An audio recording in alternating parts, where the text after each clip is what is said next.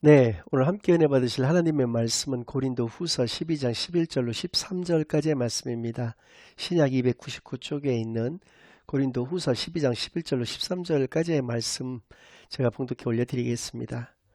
내가 어리석은 자가 되었으나 너희가 억지로 시킨 것이니 나는 너희에게 칭찬을 받아야 마땅하도다.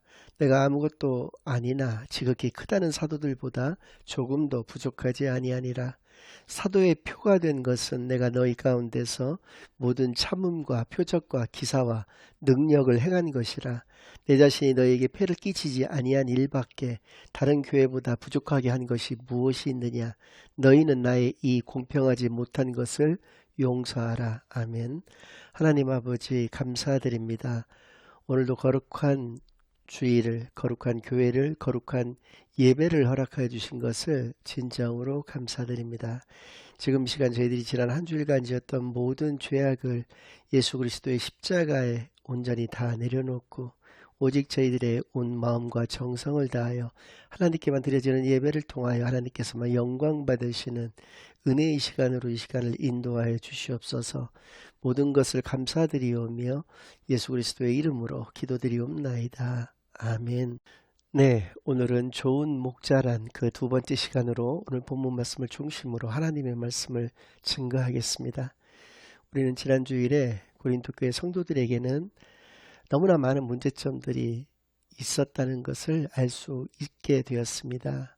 그들은 많은 분파들을 나누어서 분쟁을 일삼았고 그것이 급기야는 세상의 법정으로까지 가게 되는 그러한 모습을 가질 수밖에 없었고 또 아주 음행에 너무나도 선을 넘는 그러한 모습들까지도 또 자유와 방종을 구분하지 못하는 그러한 모습들, 예배의 무질서한 그런 모습, 또 급기야는 부활을 부인하기까지 이르는 등의 그들이 말씀과 그 실천에 너무나도 괴리된, 너무나도 크게 분리된 그런 모습 가운데에서 그들이 살아감을 통해서 그런 부정적인 결과들을 낳을 수밖에 없다는 것을 살펴볼 수가 있었고요. 특별히 고린도 후서에 이르렀을 때 당시에는 이러한 앞선 문제들에 더해서 거짓 교사들까지 많이 출몰하게 되었던 것입니다. 그들의 거짓 메시지도 문제였지만 더 큰 문제는 사도 바울의 그 선교적 순수성, 그 사도성에 대해서 그들이 그 거짓 교사들의 미혹에 넘어가서 의심을 하기 시작을 했다라고 하는 것이죠. 그래서 결국은 그것은 부메랑처럼 그들에게 돌아오는 것입니다. 사도 바울께서 고린도 교회를 개척했고 그들을 양육했기 때문에 그들의 그 크리스찬이라고 하는 그러한 정통성마저 의심을 받게 되는 지경에까지 이르게 되었던 것을 통해서 너무나도 많은 문제점들이 이제 더더욱이 이제 나타나게 되었다라고 하는 것이죠. 그것이 사도 바울의 마음을 너무나 아프게 했던 것입니다. 그래서 고린도 후서에 이 편지를 써서 그들에게 보내게 되었던 것인데요. 지난 시간에 우리가 살펴보았던 그 본문 말씀을 잘 기억을 하시면서 바로 앞장에 나오는 고린도후서 11장 5절에서부터 15절까지의 말씀은 이 본문의 말씀을 더 자세하게 풀어서 말씀해 주시는 것인데요. 이 말씀을 한 절 한 절 읽어가면서 더 우리가 한번 깊이 있게 살펴보도록 그렇게 하겠습니다. 먼저 고린도후서 11장 5절 말씀입니다. 나는 지극히 크다는 사도들보다 부족한 것이 조금도 없는 줄로 생각하노라. 그렇습니다. 지난주일에도 말씀을 드렸죠.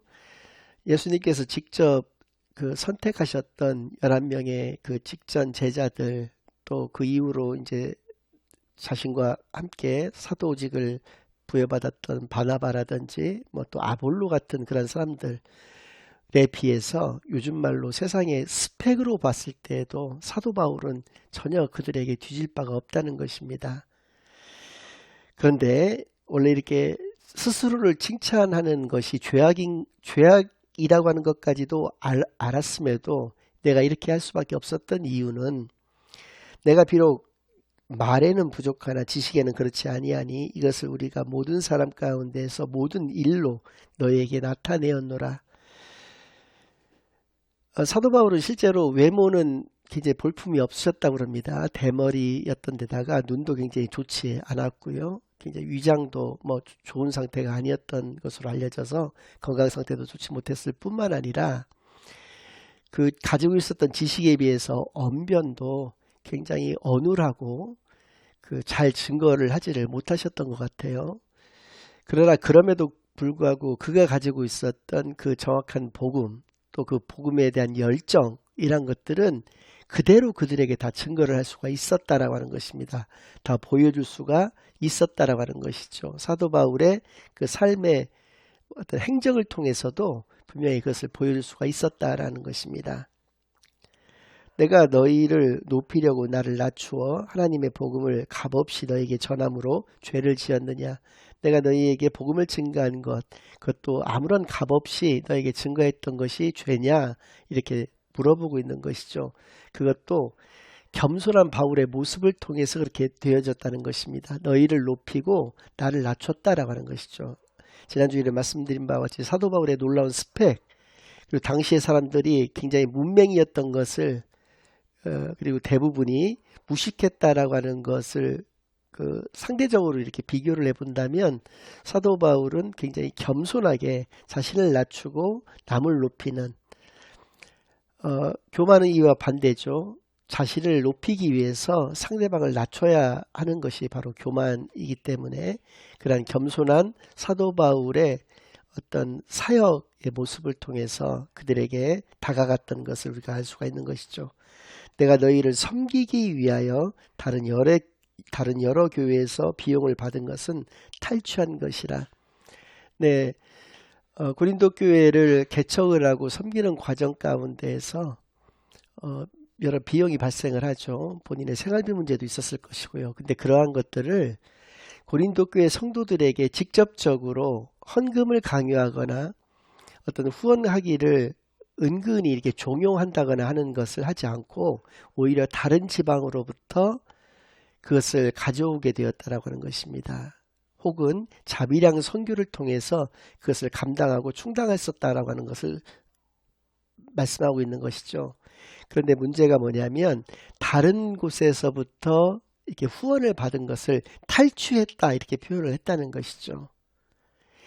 내가 나의 이익을 위해서 그것을 이렇게 뺏어온 것이 아니라 너희들을 위해서, 너희들에게 복음을 증거하기 위해서 그렇게 했다라고 하는 것을 강조하는 그러한 표현이 되는 것인데요. 또 내가 너희와 함께 있을 때 비용이 부족하였으되 아무에게도 누를 끼치지 아니하였음은 마게도냐에서 온 형제들이 나의 부족한 것을 보충하였습니다. 내가 모든 일에 너희에게 폐를 끼치지 않기 위하여 스스로 조심하였고 또 조심하리라. 이전까지도 너희들에게 폐를 끼치지 않기 위해서, 너희들에게 부담을 주지 않기 위해서 노력하였고 조심하였다는 것입니다. 그리고 현재도 마찬가지고 앞으로도 조심을 할 것이고 부담 주지 않을 것이라는 것이죠. 계속적으로 부족한 것은 다른 곳에서 내가 융통을 하던, 내가 스스로 천막을 제작을 해서 그것을 판매를 하는 그 수익금을 가지고 생활을 하던 그렇게 할 것이지, 고린도 교회 성도들에게 부담을 지우기는 싫다, 그리고 그렇게 하지도 않을 것이다 라고 하는 것을 이야기를 하는 것이죠. 그리스도의 진리가 내 속에 있으니 아가야 지방에서 나의 이 자랑이 막히지 아니하리라. 하나님이 나와 함께 하시는 한, 예수 그리스도가 내 안에 계시는 한 나는 끝까지 이것을 고수할 것이다. 내가 숨이 붙어 있는 한 이렇게 할 것이다 라는 것을 얘기하는 것이고요. 어떠한 까닭이냐, 이러는 이유가 무엇이냐는 것이죠.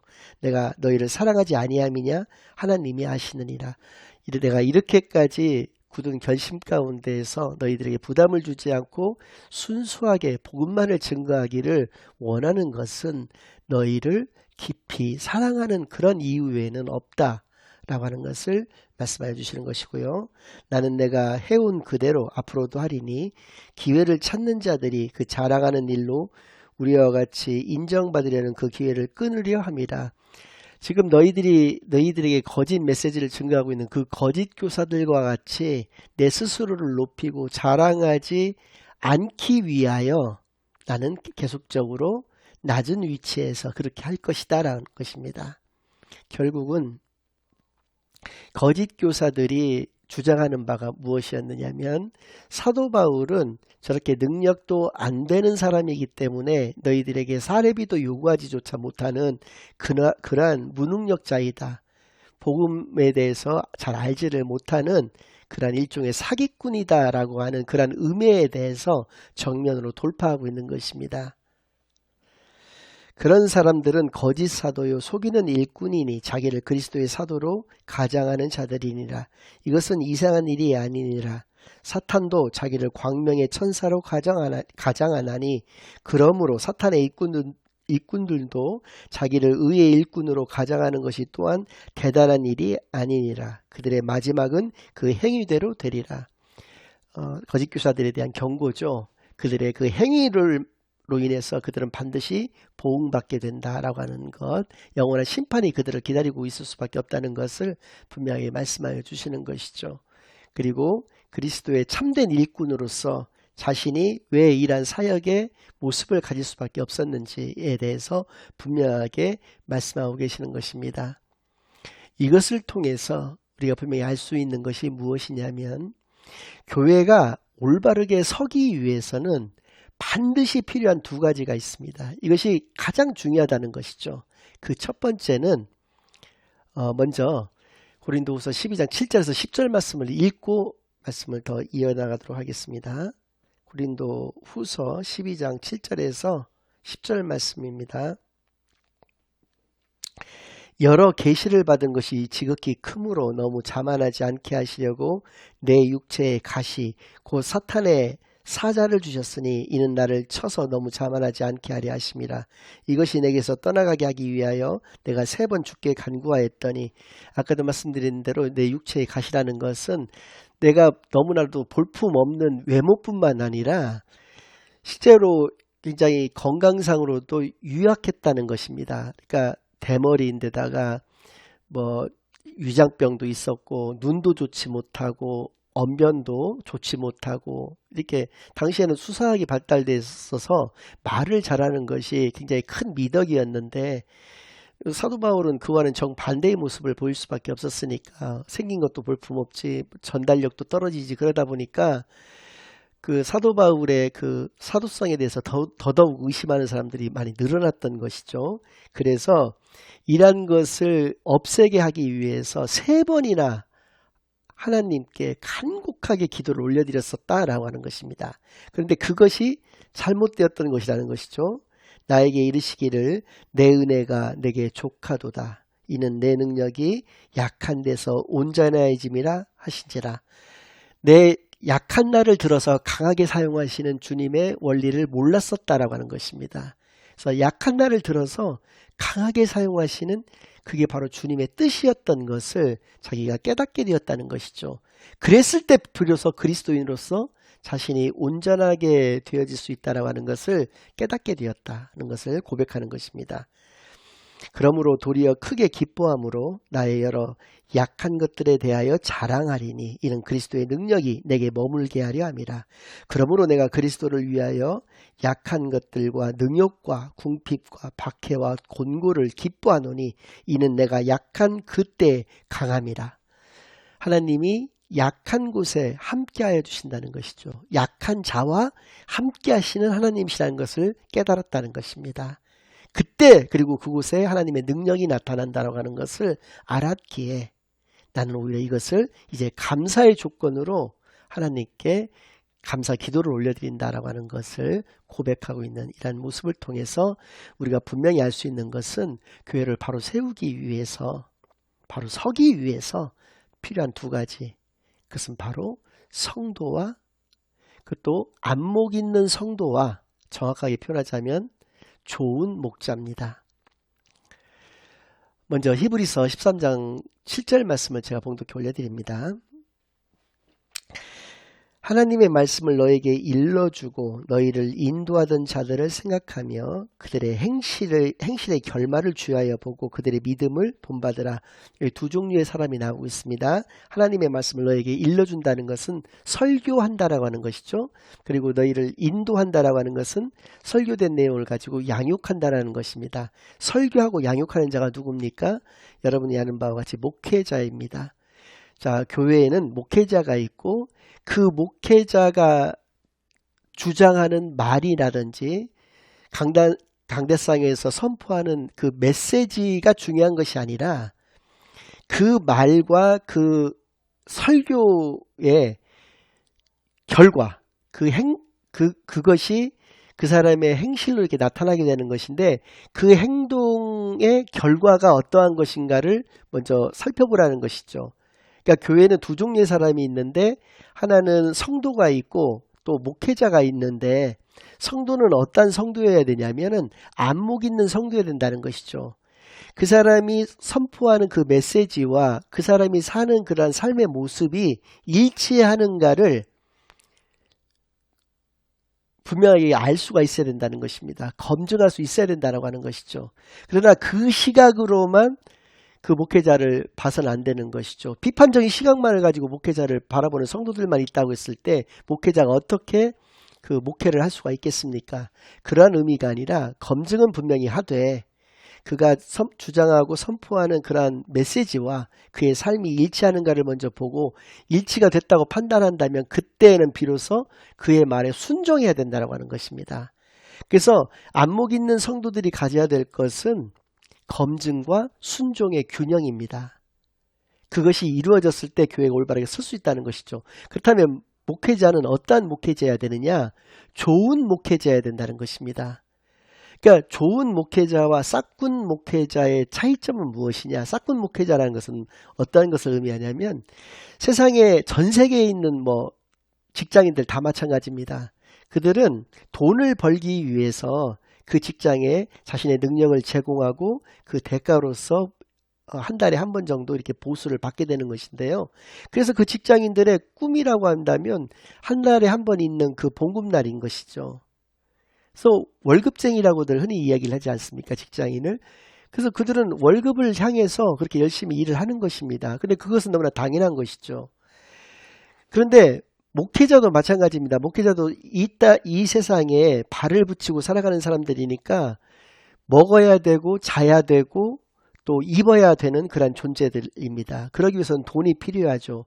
그러나 목회자가 목회를 하는 데 있어서 자기에게 주어진 그 사례비만을 바라고 그 사례비를 향해서 목회를 열심히 하는 목회자가 있다라고 한다면 그는 올바른 목회자가 아니라는 것입니다.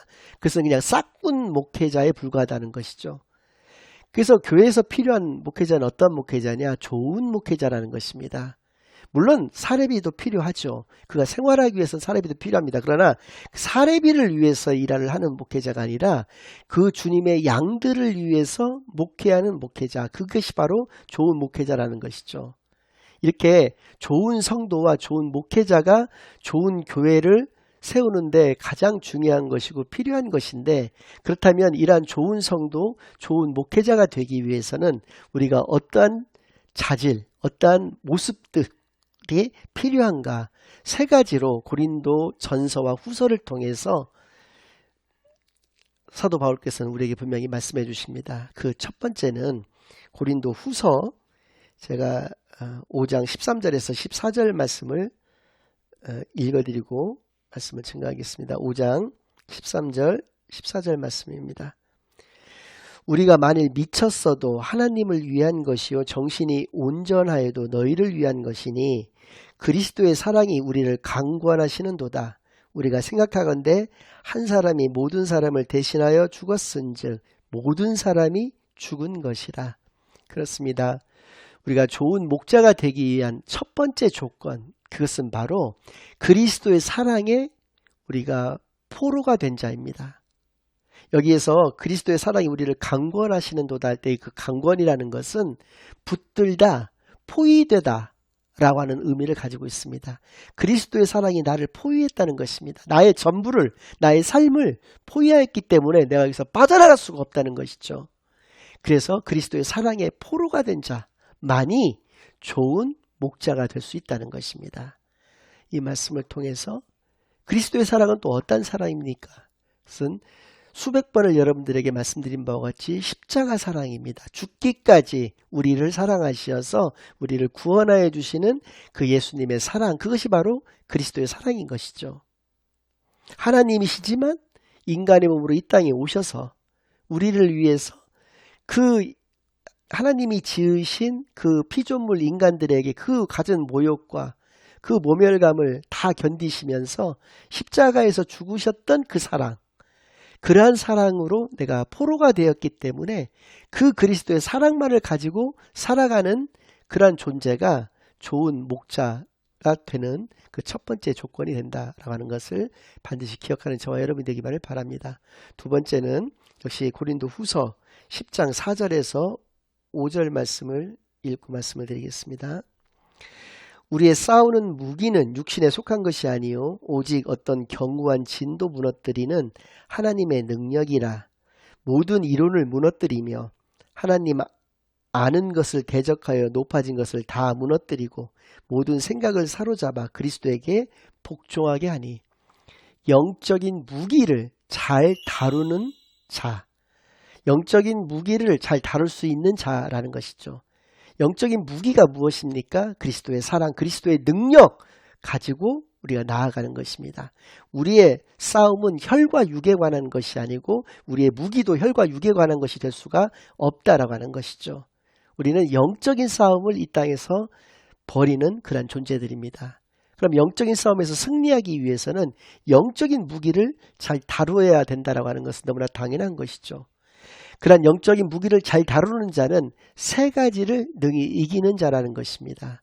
첫 번째는 모든 이론을 다 무너뜨린다는 것이죠. 세상에는 많은 이론들이 있습니다. 과학계에서 이야기하는 창조론 같은 것들도 있죠. 하나님이 말씀하시는 창조 외에 다른 방식으로 이 우주가 창조되었고 이 지구가 창조되었다고 주장하는 그러한 것들, 이러한 것들을 포함한 모든 성경에서 말씀해 주시는 것에 반하는 그 이론들, 그런 것들이 모든 이론이 되는 것이죠. 얼마나 그럴싸합니까? 그러한 이론들을 무너뜨릴 수가 있다는 것입니다. 또 두 번째, 하나님 아는 것을 대적하여 높아진 것을 다 무너뜨린다. 이게 무슨 얘기입니까? 하나님 대적한다는 것은 교만을 말하는 것이거든요.